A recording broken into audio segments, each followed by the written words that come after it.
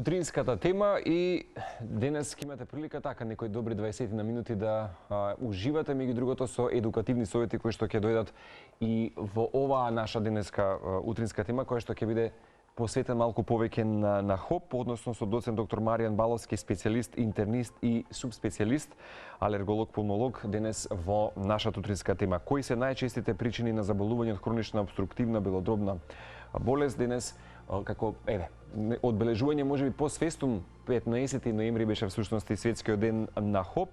Меѓутоа, не знам доктор Маријан дали ова точно, меѓутоа еве додека идат инсертите се проценува дека околу 5 и повеќе проценти од населението земјава би заболеле од хронична обструктивна белодробна болест. Најчести причини за заболувањето се пушење, аерозагадување, на што го зборевме вчера и телефонски додека разговаравме на темава, и работа во несоодветни услови. Аерозагадувањето кое што еве јас и ти споминавме утринава дека Скопје во повторно топ 5 најзагадени, ја влошува состојбата кај пациентите со ХОП, поточно астма, а со пушењето има влијание во однос на зголемување на бројот на пациенти кои што добиле карцином на белите дробови. Не само мажи, туку и се поголем број жени заболуваат од карцином на бели дробови, всушност кај кои и ПМ частичките помали од 1 микрометар се депонираат најдлабоко во дишните патишта. Тие може да бидат еден од факторите за самата болест. Оние препораки сигурно кои што ги дававте изминативе години ќе ги дадете барем во овие 20 на минути кои што имаме, и одлично што ми дадете поента дека не можеме толку многу работи во 20 минути, ама ХОП одлично ќе биде како тема на разговор со оглед на тоа дека и месец ноември беше всушност и одбележан на свој начин. Добро утро уште еднаш. Добро утро, јас пред се благодарам на поканата и голем поздрав до гледачите на утринската програма на Телма. Наистина ми е драго секогаш кога ќе гостувам во студиото, пошто и моите почетоци на некој начин почна од Телма амбуланта дефинитивно до ова студио. Месец ноември е месец на одбележување на ХОП, во суштина да се подигне свесноста за значењето на болеста, бидејќи како ниедна од другите хронични, значи незаразни заболувања, е во пораст и се уште расте бројот на новозаболени на ХОП. Болеста се уште е субдиагностицирана и субтретирана, зборувам на светско ниво, не само во нашите услови, бидејќи симптомите кои што нели ги развива се многу, да кажам, неспецифични, многу се благи на почетокот, и кога веќе ќе се случи препознавање на болеста, за жал, болните се веќе во еден поодмакол стадиум, значи по еден развиен стадиум на болеста, каде што е изгубена и голем дел, да кажам, од функцијата на дишното стебло. Болеста веќе за жал го зема неславното трето место како причина за смрт глобално. До сега се диагностицирани околу 400 милиони, 350 до 400 милиони на светско ниво, а има преку 3,5 до 4 милиони умирања, смртни случаеви. Но кога би се диагностицирала болеста, кај сите луѓе веќе кои што и ја имаат, дефинитивно тој број би бил и многу поголем од вкупен број на откриени, да кажам, болни. Мотото, логото на овогодинешното, да кажам, подсетување голт иницијативата, нели, 2023, потенцира за важноста на дишењето. Дишењето е важно и дека треба да ние реагираме многу порано пред да се откријат сите оние симптоми на развиена болест, бидејќи тогаш, како што спомнав, веќе е изгубен голем број од дишното стебло. Инаку по дефиниција болеста е превентивна и третибилна, но ако се фати во раните стадиуми. Да објаснам што значи тоа. Се работи за една хронична состојба која што има присутни симптоми, кои што се неспецифични, почнува за едно чувство на отежнато дишење, односно нели диспнеја што ја викаме. Понатаму е присутна кашлица која што, значи, ние немаат сите болни од ХОП, сите ги имаат она чувство на отежнато дишење, заморот кој што се јавува ради отежнатото дишење, понатаму се јавува кашлица кај некаде 50% од болните, која што може да биде и сува, но најчесто е продуктивна, односно одиме со искашлување на искашлок, кој што е подолго трајно. Значи, да не се плашат гледачите сега кои ќе добијат кашлица кога искашлуваат дека се работи за ХОП. Веднаш да се поистоветат со ХОП, така? Не, туку тоа е она продолжена, пролонгирана кашлица со искашлување, која што е најчесто подолга од 3 месеци, и сега тој искашлок најчесто е беличаст, но во фаза на влошување на болеста станува зголемен по количина и станува, нели, обоен. Како почнува самата болест? Најчеста причина се уште е пушењето во на 90% од диагностицираните болни. Сега, нели, јас повторно апелирам секогаш кога гостувам, бидејќи дишниот систем се развива некаде до 25-та година од нели нашето живење, понатаму пополека почнува во наводници велам да старее. И тоа старење е убрзано од страна на пушењето, од страна на присутното загадување, посебно ја спомнавте вие она ултрафина фракција на PM честички, каде што сме сведоци нели на енормното загадување. Не сме далеко од вистината со овие проценти кои што ги сподели дека повеќе од 5%. Па најверојатно и поголем е процентот, бидејќи дефинитивно јас веќе се открива хопике пациенти кои што никогаш не пушеле и кои што немаат работно обкружување од аспект на изложеност на голем број на хемикалии и честички кои што долготрајно се причина за губитокот и дефинитивните промени кои се случуваат во дишното стебло. Ние сите зборуваме за надворешното загадување, нели? Да, дефинитивно, но не сме да го исклучиме и загадувањето во внатрешните простори каде што ние престојуваме, каде што се работи за нашите работни места, се работи за нашите домови, каде што зависи од тоа кој извор на загревање се користи, понатаму нашата активност, присуството на прашина, мувли, а освен тоа дополнително и смената на воздухот доаѓа со надворешниот воздух, живењето нели во покрај сообраќајници, каде што концентрацијата на дизел издувните частички и така голема е дефинитивно, сето тоа го прави заболувањето да биде многу почесто, иако има и мал процент на заболени кои што се работи, кои што имаат еден дефект генетски, алфа-1 антитрипсин недостаток на тој ензим, кој што нели е во суштина многу битен, бидејќи се спротивставува на активноста на протеазите, кои што се случуваат секојдневно, нели ради голем број на во нашето секојдневна активности, пример кога имаме воспаление од X причини, таа протеазна активност ако е зголемена, протеазите ги лачат белите крвни клетки, ако нема кој да се спротивстави, се случуваат оние дифузни штети во алвеолите кои што предизвикуваат емфизем, но тоа е само кај многу мал процент на болни и тука болеста ќе започнува и многу порано во животот, некаде пред 40-та година. Инаку, начално, по дефиниција, секој што пуши цигари, некаде околу 40-та година веќе ги има промените кои што може да ги докажеме лесно. Плодна почва за хобот да влезе во системот. Затоа и некако се синхронизиравме баш почетокот е 1 декември, бидејќи ова е период кога најчесто нели ќе имате сигурно изголемување на најавување и пациенти. Тоа значи вака кога велите со процентите, тоа значи дека од 150 до 200.000 можеби веќе ги имаме веќе најверојатно, за жал немаме регистар точен број, но сигурно се очекува дека нели ќе биде гарант таа бројка дефинитивно. Кога ги споменавте нели да речеме овие ризик фактори кои што допринесуваат за хоп во нашиот систем да влезе, вистина или заблуда најдов на следно или најчеста причина за појава на хоп чадот димот цигари. Дефинитивно. Значи иако сме активен и пасивен пушач. И пасивните пушачи, посебно ќе апелирам за некој човек да добие хоп подосна во животот, треба да се внимава уште пред самото раѓање, мајката да престане да пуши, понатаму детенцата кога се развиваат белите дробови, да не биде изложена на цигарски чад. Јас познавам многу родители кои што ми се пријатели, кои што пушат во станот каде што живеат и кои што имаат мали дечиња. Упорно апелирам значи тоа да се престане. Понатаму изложеноста на потешки вирусни инфекции во детството. Значи правена склоност за утре тоа детенце, плюс тоа ако примени да пуши, а ќе биде пушач ако има родители пушачи.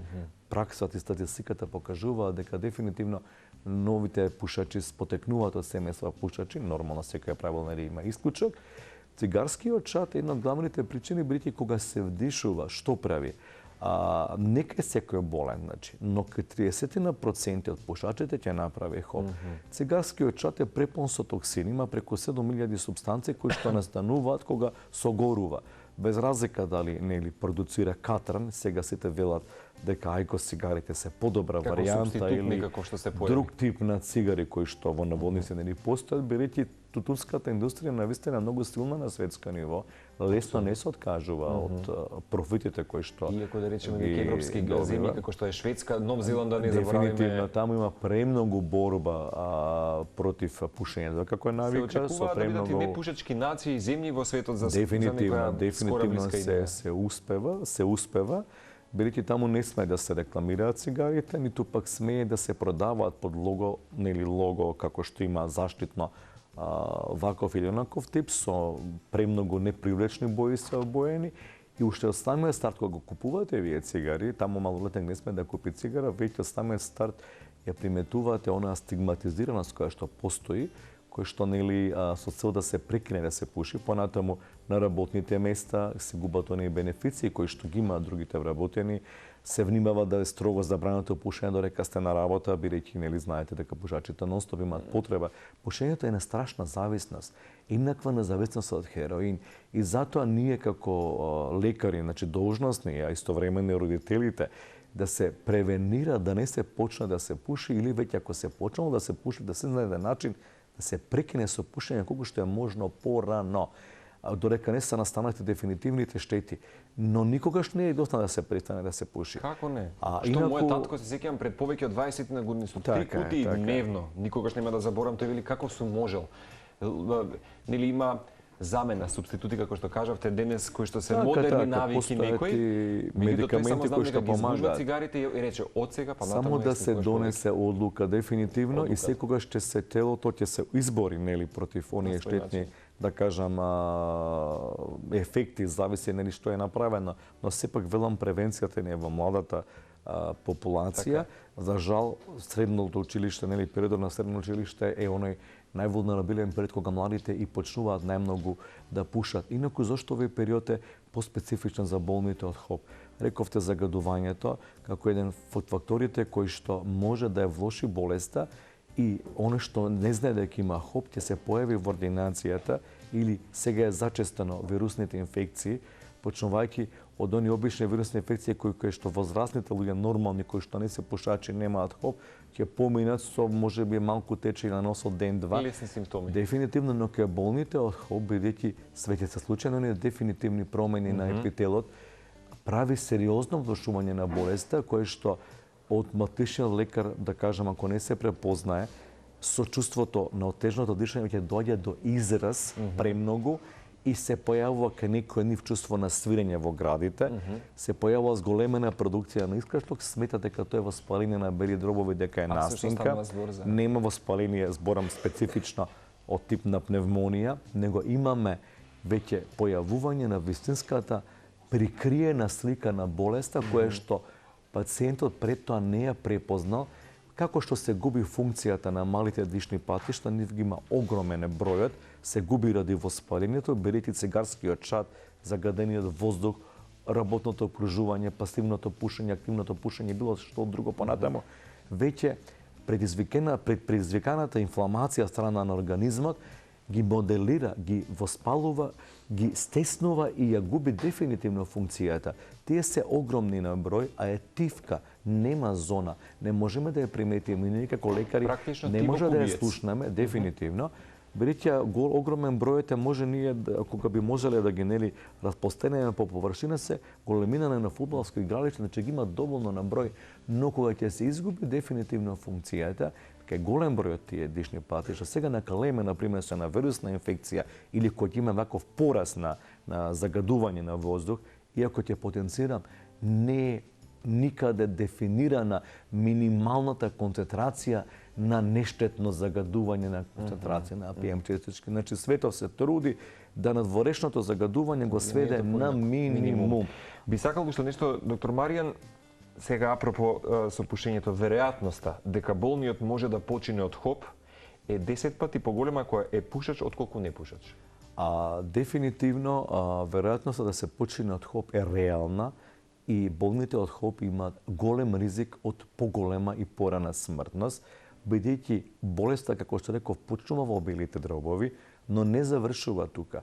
Болеста е системска, значи почетното жариште, инфламаторно, почетното воспаление е во белите дробови, но како што спомнав, ова војска на бели крвни клетки, разни семејства, да не ги заморуваме гледачите со разни називи, кои што лачат голем број на маркери на инфламација кои што ние ги приметуваме во крвта кај овие болни, како ЦРП, туморнекроз фактор алфа и така натаму голем број на интерлеукини, меѓу кои што нели беше популарен оно интерлеукин 6 го знаат гледачи.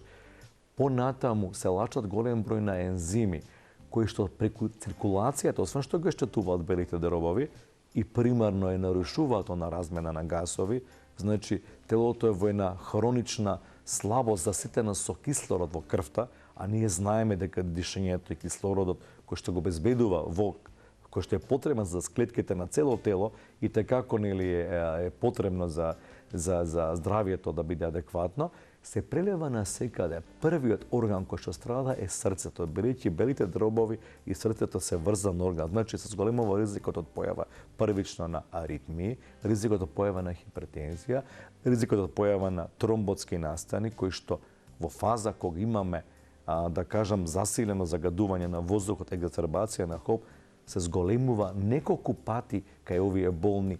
И тој ризик останува не само кога тие болни барат најчесто хоспитално лекување, туку останува тој ризик за зголемен од појава на миокарден инфаркт или мозочен удар и неколку месеци по завршената екзацербација. Што значи екзацербација?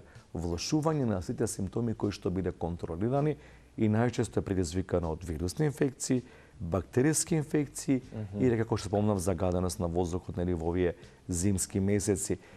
Освен тоа е поврзан с големен ризик од атеросклероза, тромбози, с големен ризикот дури од појава на карцином, посебно карцином на бели дробови, с големен ризикот од појава на остеопороза, с големен ризикот од појава на диабетес меритон, на шеќерна болест кај овие болни. Ми го зададовте прашањето и одлично. Тоа значи дека најчесто пациентите знаат да имаат и други заболувања, како диабет, болка во мускули, односно некои... А промоторот е ХОП, значи тој е главниот кој што почнал и гледате колкава алка на заболување предизвикува. Дефинитивно. Понатаму, овие болни, голем дел од овие болни, бидејќи како што се отежнува дишењето, да земаат еден стереотарен начин на живот, трошат премногу енергија за обавување на дишењето кој што е еден спонтан нели акт. И тие болни губат од мускулната сила, се топат мускулите, значи се изразено слаби. Заземате на примерна положба, зборам во краните стадиуми, кога веќе отишла болеста, да кажам, премногу напреднала, не можат да се ги обават секојдневните животни активности. Што значи тоа? Да отидат до купатило, да се тушираат, да седнат на маса, да јадат. Тие се врзани за кревет и тогаш има најчесто потреба и од континуирана кислородна поддршка, освен терапијата која што ја даваме или ние, а која што терапија во основа после диагностика на болеста, која што е многу лесно, но битно е да се препознае навремено и затоа новите водичи последниве година-две назад веќе воведуваат еден термин, пошто за диагноза на болеста се употребува спирометрија, после даден нели вентолин базична и поствентолинска, каде што гледаме неинвазивен тест, ако не се неинвазивен тест, апсолутно. Значи многу лесно се изведува сурет наречен спирометар во амбулантите кои што не се занимаваат со пулмологија, пулмолозите го изведуваме овој тест. Неопходно е за доктор Маријан за диагностика, дефинитивно, дефинитивно. Понатаму други дополнителни методи кои што ги работиме како рентген, компјутер и така натаму се веќе барајќи ги дали кои се штетата на белите дробови и да од отсуство на соодветни придружни заболувања, како што спомнав, нели се прават, ЕКГ е обавезно, кардиоваскуларна проценка се прави. Спирометријата кај ХОБот е карактеристична, бидејќи немаме повратност, односно немаме реверзибилност на обструкцијата или таа е помала од 12%. Значи имаме еден сооднос кој што ние нели го гледаме, тој е тифно соодносот под 70% и немаме да кажам повратност на ова се.